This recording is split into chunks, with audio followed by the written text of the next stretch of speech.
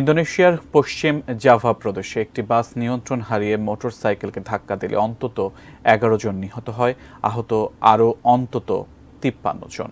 শনিবার রাতের ওই দুর্ঘটনায় হতাহতদের বেশিরভাগই শিক্ষার্থী বলে জানিয়েছে পুলিশ।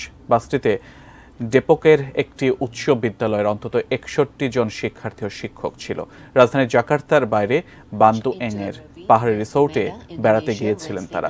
রাতে ফেরার সময় পাহাড়ি রাস্তায় নিয়ন্ত্রণ হারিয়ে বাসটি কয়েকটি গাড়ি ও একটি মোটরসাইকেলকে ধাক্কা দেয়, পরে একটি বৈদ্যুতিক খুঁটির সঙ্গে আটকে যায়। এতে ঘটনাস্থলেই ৯ জন মারা যান।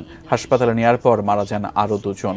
দুর্ঘটনার তদন্ত চলছে, তবে প্রাথমিক তদন্তে বাসের ব্রেক ত্রুটিপূর্ণ ছিল বলে জানিয়েছে police. The driver and teenage passengers were among the dead, while 39 survived the accident.